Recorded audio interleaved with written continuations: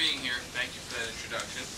Thank you to CCAG for sponsoring this and to RJ Julia for having us here. When I planned this book tour, it was kind of crazy. There was a lot of different places I could have gone, and you don't know really how to plan it geographically. And the two places that I decided to start was I was in Burlington, Vermont yesterday, and I'm here today.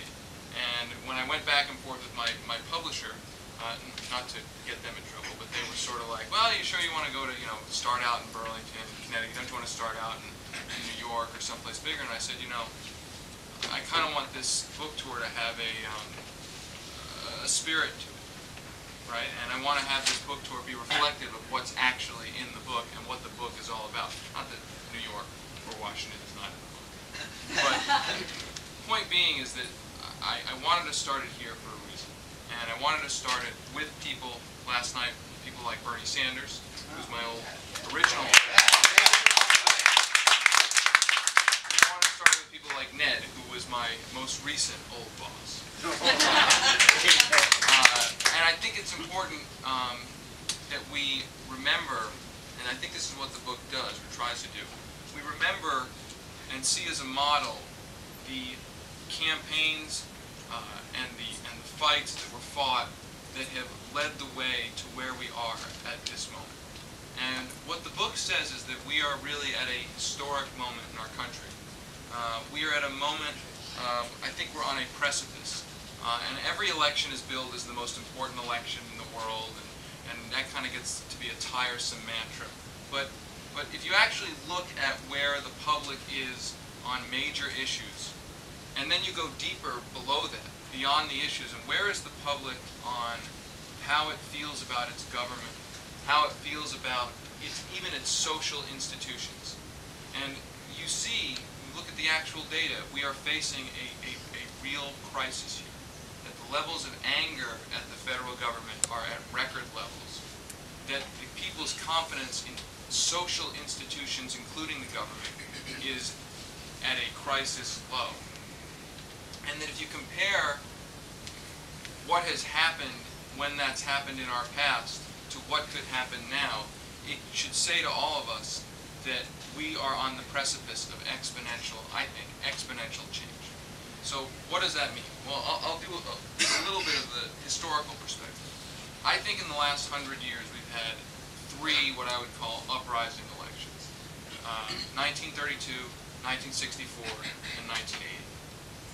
Each of these elections were rooted in a backlash, or rooted in an uprising ferment. 1932, obviously, the Great Depression.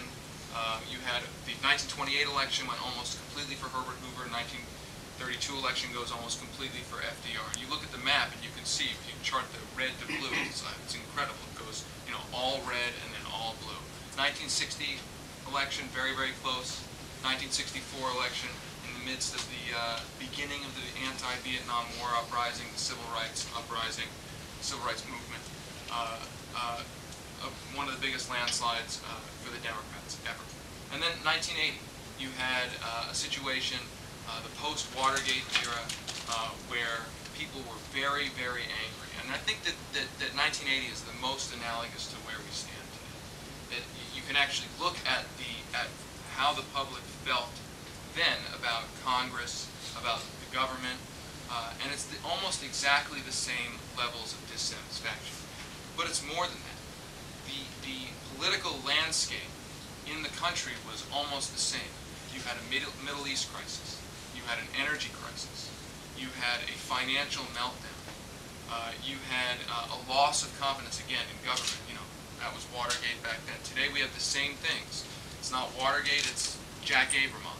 It's not that energy crisis, it's today's energy crisis. But we've lumped on top of it food price crisis now, a housing crisis, and so what should be exciting, but what I think can be also a little bit scary, is to think about what came out of that uprising back in the late 1970s.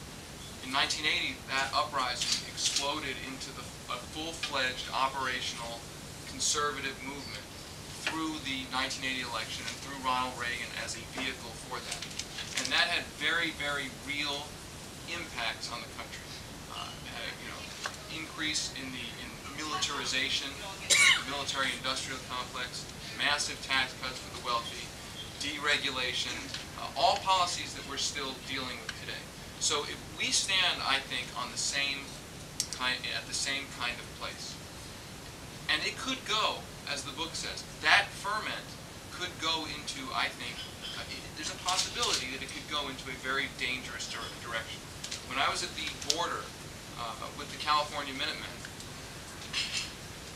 and I was interviewing these people, you could see that their grievance, their activism is rooted in a lot of the same original core impulses that a lot of our activism is rooted in. These are people who, you know, you have some racism there. You certainly have a lot of xenophobia, which I think is a little bit different. It's more of a fear of anybody else as opposed to hostility to one race. But the quote that comes out of that chapter in the book is, most of these people are saying, you know, I just feel powerless. I just want to do something. It's an actual direct quote in that chapter. And so going to the border and defending the border, if you will, is something that makes those folks feel like they're doing something. And I think we all understand what that means. I mean, everybody who worked for Ned understands what that means. It was a way to do something, to take a stand.